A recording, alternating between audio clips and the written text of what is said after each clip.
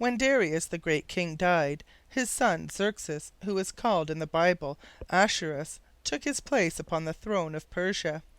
Ahasuerus was not, like his father Darius, a wise man. He was hasty in his temper and did many foolish acts. At that time the palace where the king of Persia lived was no longer at Babylon, but at a city named Shushan, among the mountains of a region called Elam. King Ahasuerus held at Shushan a great feast with his nobles. When the king and his company were all drunken with wine, he sent for his queen Vashti, that he might let all the nobles see how beautiful she was. Among the Persians it was held to be very wrong for a woman ever to allow her face to be seen by any man except her husband. Queen Vashti refused to come to the feast that these drunken men might stare at her. This made the king very angry. He said that because Vashti would not obey him, she should not be queen any longer, and he put her away from him and from his house. After this, King Ahasuerus thought to choose another woman to be his queen instead of Vashti. He sent commands throughout all the kingdom that in every land and province they should find the most beautiful young women and bring them to the royal city of Shushan. There the king would see them all, and among them he would choose the one that pleased him best, and would take her as his queen. So from every land in the great empire of Persia the loveliest young women were brought to Shushan, and there they were left in the care of Hegai, the chief of the king's palace. At that time many Jews were living in the cities of Persia, for we have seen that only a small part of the Jews went back to the land of Israel when King Cyrus allowed them to return. See Story 104. There was a Jew living in Shushan named Mordecai. He belonged to the tribe of Benjamin, and came from the same family and line with Saul, the first of the kings of Israel. At the house of Mordecai lived his cousin, a young girl named Hadassah, or Esther, a name which means star. Her father and mother had died, and she had been left alone, so Mordecai took her to his own house and brought her up as his own daughter. Esther was very beautiful, and was as lovely in her heart as she was in her face. Among the other beautiful young women she was taken to the palace as one of those who were to be brought before the king. When King Ahasuerus saw Esther, the Jewish girl, he loved her, and chose her out of all the young women to be his queen, and set upon her head the royal crown of Persia. Esther was taken into the king's palace. Rooms and servants were given to her, and she lived in the state of a queen. When the king wished to see her, he sent for her, and she came to his room.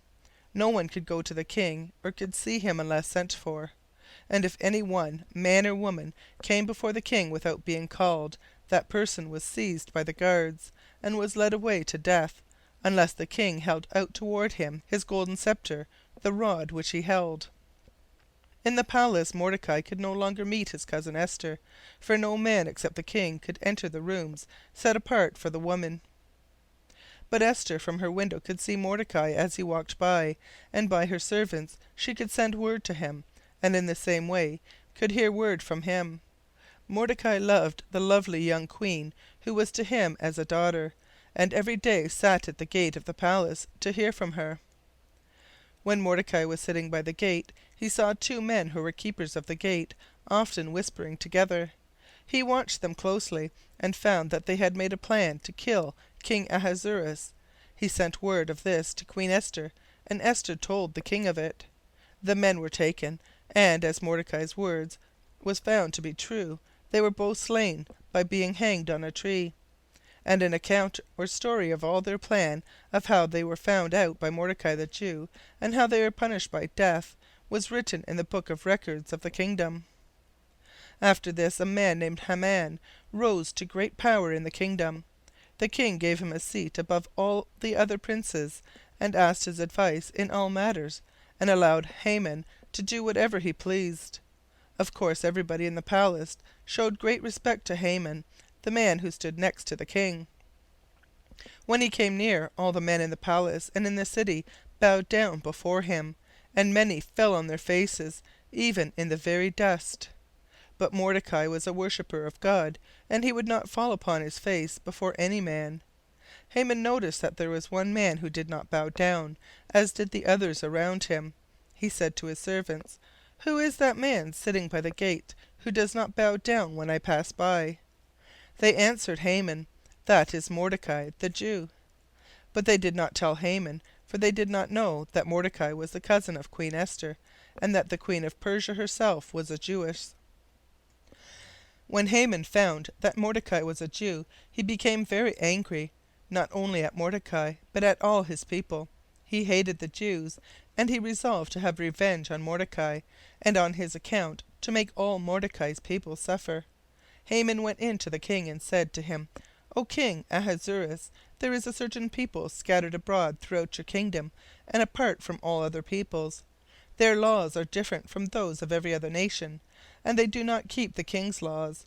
It is not well to allow such a people to live. If it is pleasing to the king, let a law be made that this strange people be destroyed.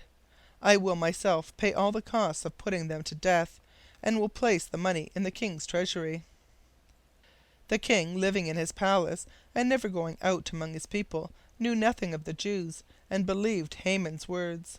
He took from his hand the ring on which was the royal seal, and gave it to Haman, saying, "Do as you please. Write whatever law you wish, and stamp it with the king's seal. The money is yours, and I give this strange people to you. You can do with them as you please." Then, by Haman's command, a law was written and sealed with the king's ring, that on a certain day, which was the 30th day of the 12th month, all the Jews in every part of Persia might be slain.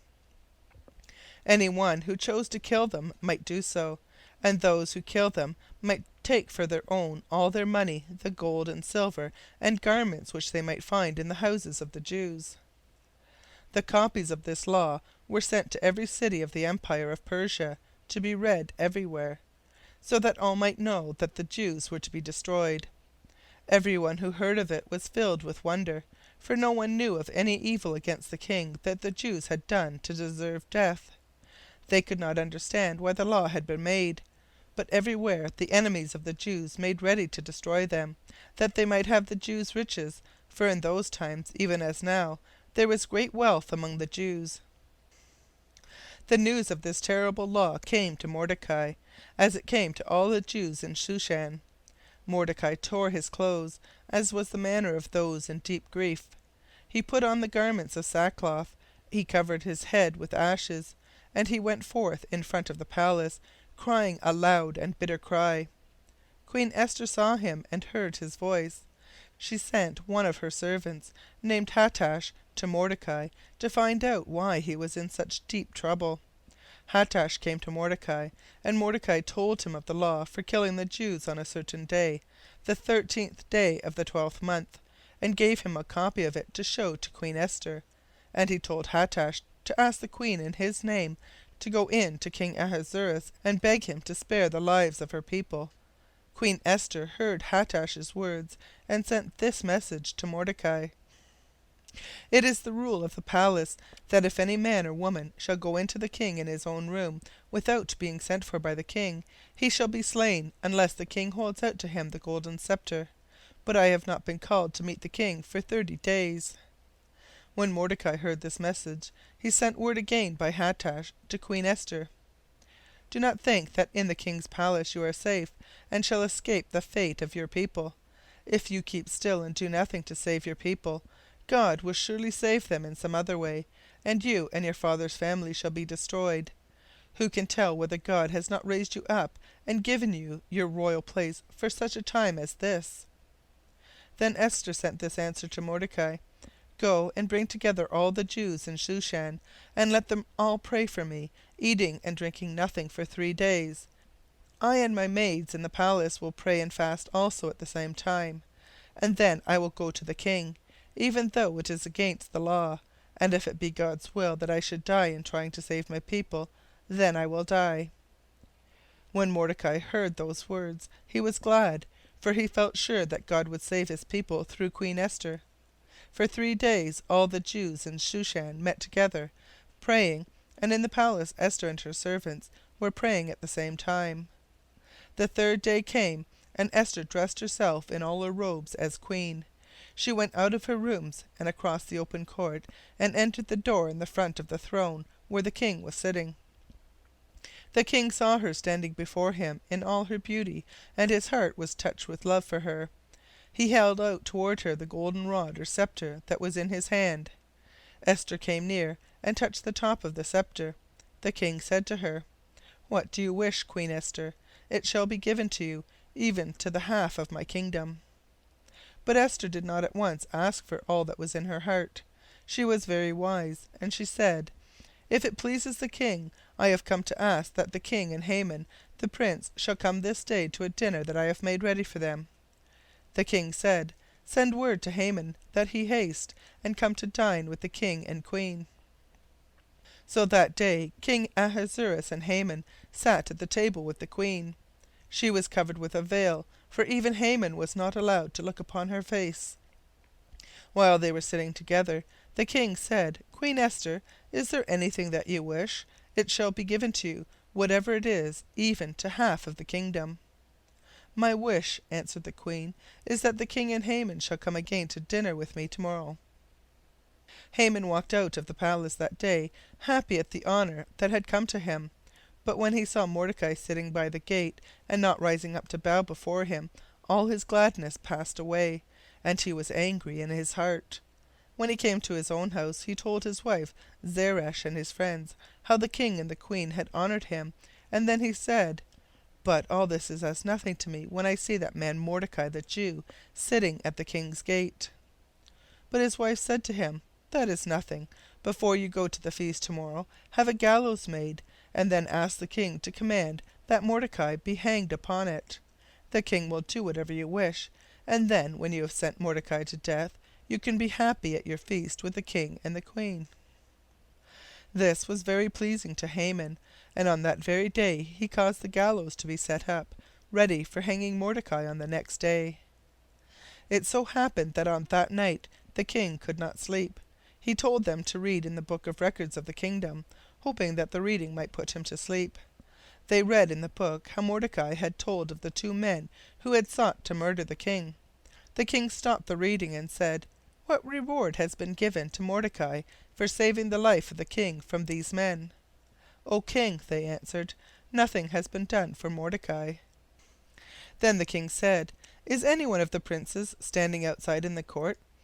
"Yes, O king," was answered, "the noble Haman is in the court." Haman had come in at that very moment to ask the king that Mordecai might be put to death.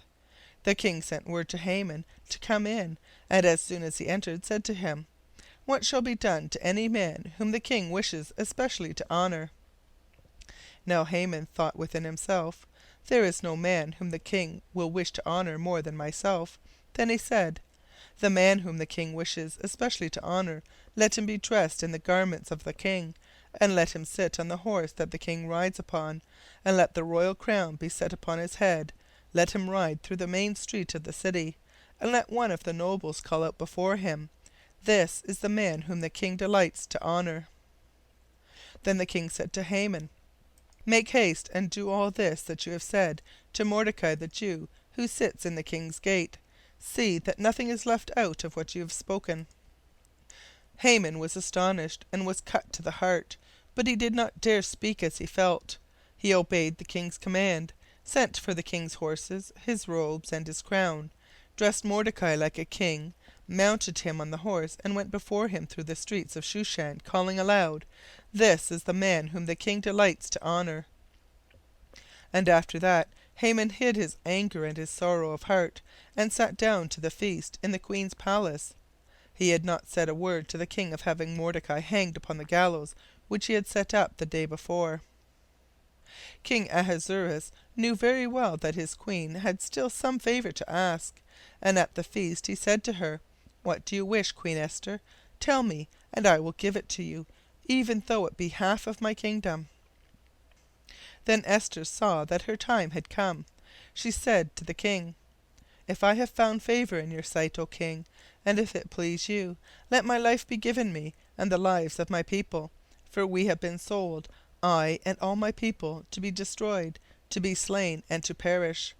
If only we had been sold as slaves, I would have said nothing, but we are to be slain in order to please our enemy." Then the king said, "Who is this man, And where is he that dared to do this thing? The enemy, said Queen Esther, is this wicked Haman. As the king heard this, he was so angry that he rose up from the table and walked out into the garden. In a moment he came back and saw Haman fallen down upon his face, begging the queen to spare his life. The king looked at him in anger, and the servants at once covered Haman's face, as one doomed to death. One of the officers standing near said, "There stands the gallows, 75 feet high, which Haman set up yesterday for Mordecai to be hanged upon it."